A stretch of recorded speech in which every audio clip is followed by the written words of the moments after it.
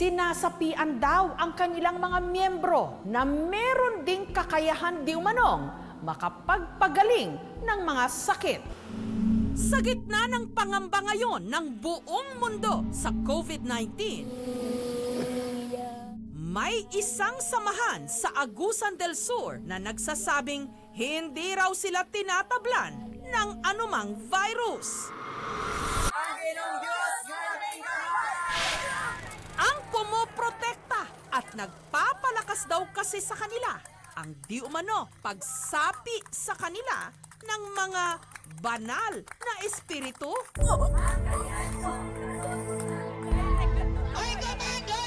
Ang tawag sa kanilang grupo, Zion of God.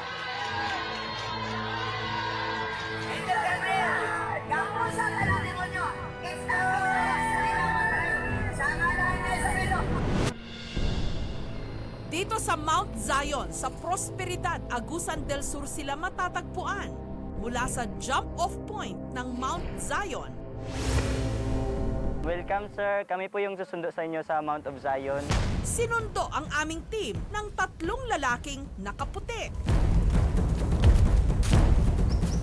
Oh, Jesus!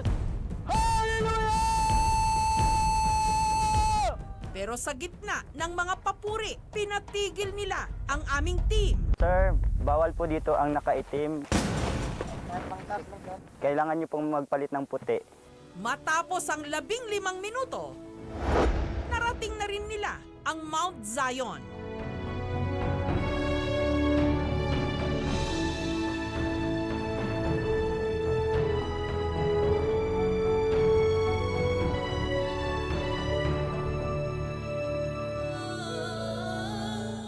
Gumagamit din sila ng watawat ng Israel. Mindanao is the promised land. It is written. Sabi ni Lord, pinili niya ang Mindanao kasi mahal niya ang Mindanao and the Philippines.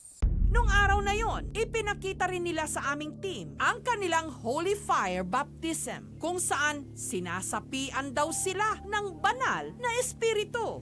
Gloria Jesus! Gloria Jesus! Gloria Zion! Ang ganyato ang karong nagapong malabot. Balaan, balaan, balaan, ang iyong Diyos nga labing gamhanan. Ang ganyato ang karong nagapong malabot. Balaan, balaan, balaan, ang iyong Diyos nga labing gamhanan. Fire! Fire! Fire talaga! Jesus, my name! Malang ng Gol ni Yesu Cristo, ibigan akong ilimpiyuhan ang akong kadungganan. Sa balaang dugo ni Yesu Cristo, ako gimataro, gibalana. Imo lamang ang tanan! Yesu Cristo, among Diyos! Amen! Maya-maya pa,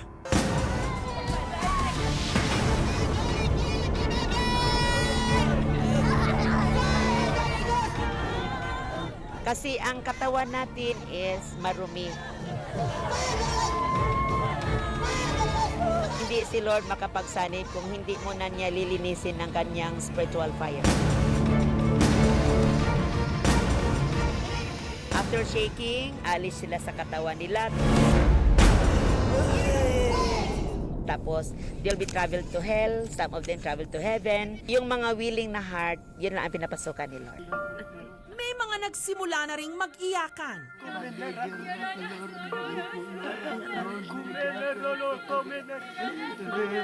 At magsuka, pati na, ng dugo. Meron pang nag-hysterical. Answer me, who are you?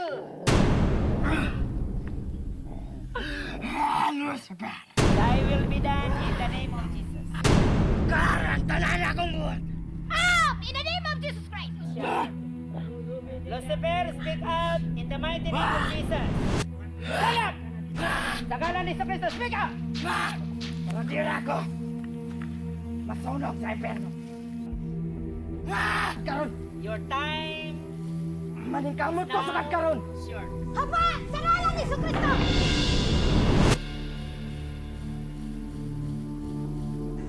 Out! Out! In the name of Jesus Christ! Out! Out! Ilang sandali pa, si Christian nang hina.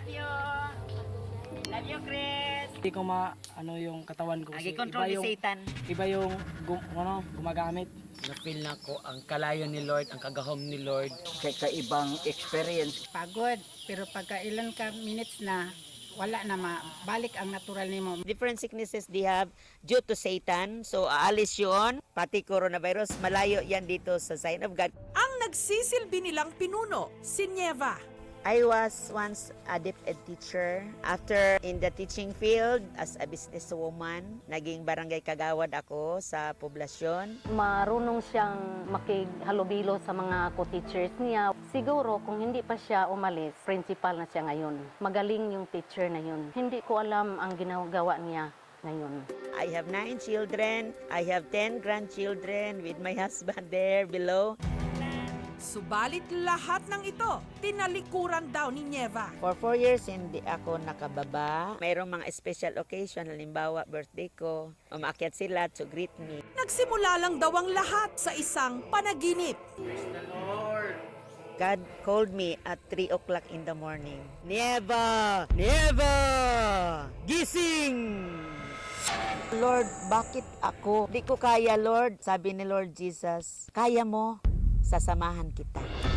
Hanggang itinayo ni Nieva ang Zion of God. Libre ang pananatili sa mga kubo sa Mount Zion. Pero wala ritong TV, walang sapat na kuryente at wala ring wifi. Ang mga gustong tumuloy rito, dapat daw marunong magtanim ng gulay. Walang bayad kahit piso. The meals are free, water are free. Nagko-contribute kami, may tag 10 pesos, 20 pesos. Lord, I love you! Pero paglilinaw niya, hindi ito relihiyon. Katunayan, kahit daw sinong handang magbagong buhay, welcome dito. You are a criminal, a prostitute, gay, kahit anong kasalanan, malaki man, maliit man, come to Him and accept Him as your personal Savior. Taong 2016 nung sumali sa Zion of God ang Buconerang si Nicole. Bayot jud kay ko sa una, as in bayot jud, mainlove kog lalaki, taas kog buhok ang akong gisuot kay pang babae. Anti niya nagbra tapos nagspaghetti, ka-join kog misgi sa una. Dagan man pud ko naatuan pud nga church good, gina discriminate gud, mura bitaw kag virus sa ilang pananaw nga pag makit-an ka ay kanang murag muli kay ba. Namangod ko kauban sa kuan trabaho nako ba nakatulaging cosmetics. Nag-invite sa mo dinhi adto ta didto sa Mount Zion kanang musulti ang Ginoo. Ha? Musulti ang Ginoo? Nya mo to nga. Sige.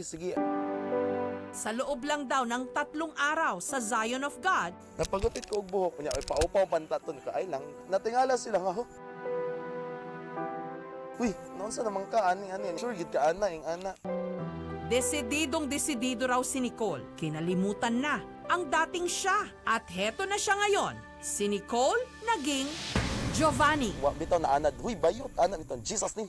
So, Giovanni akong pangalan. Dinhi ana ko to gilubong akong kuan sa nina sa una. Tong mga spaghetti na ko nga sa nina, mga shirt pad, mga panty. Dinhi na ko to gilubong. Kinagabihan, ipinakita rin nila ang kanilang midweek soaking and healing kung saan nagiging pula raw ang retina ng kanilang mga mata.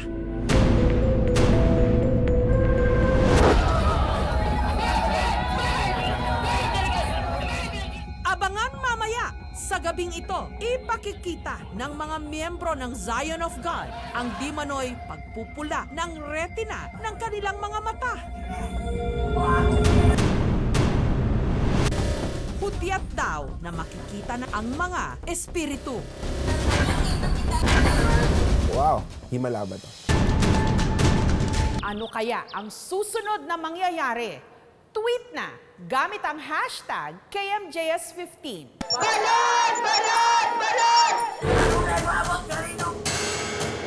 Sa gabing ito, ipinakita nila ang kanilang midweek soaking and healing.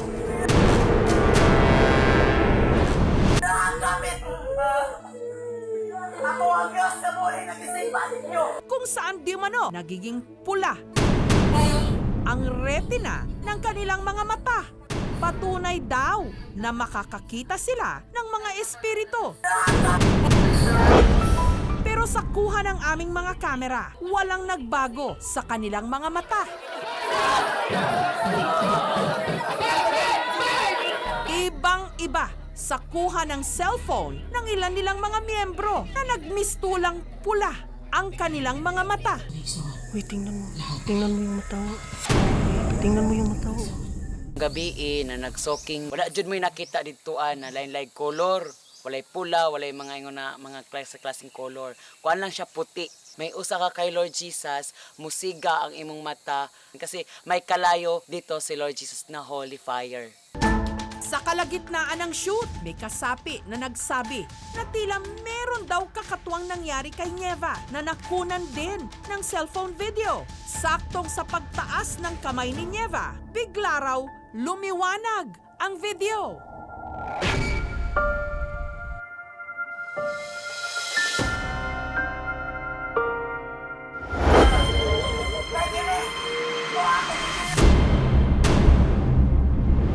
Medyo natakot din ako. I mean, parang wow, himala ba to?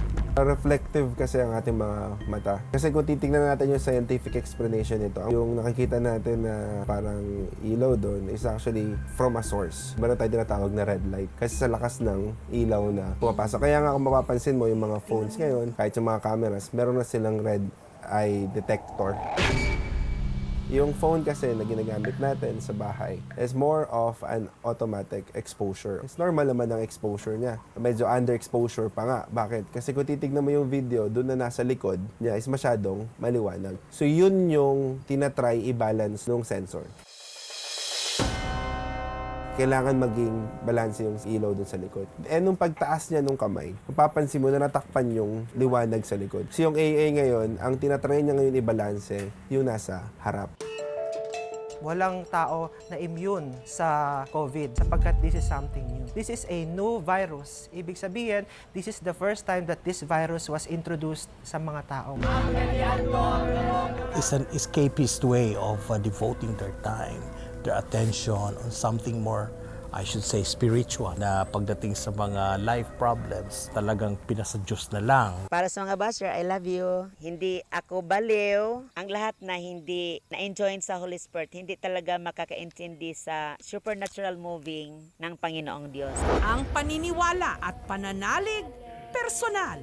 Gayunman, hindi ito dapat mga hulugan na sarado ang ating isip sa katotohanan. Sa panahon ng coronavirus, lalo pa nating pangalagaan ang ating kalusugan. Mag-ingat, pero huwag magpapanik dahil wala po itong maidudulot na kabutihan. Meron ho ba kayong mga kwentong kakaiba, nakatutuwa, nakamamangha? KMJS na yan. Ipadala lamang po ang inyong story suggestions, kalakip ang mga video at litrato sa aming Facebook fan page. Para po naman mapanood ang iba pang mga kwentong KMJS, mag-subscribe sa GMA Public Affairs YouTube channel. Hanggang sa susunod na linggo po para sa isa na namang makabuluhang kwentuhan. Ako po ang inyong kapuso mo, Jessica Soho.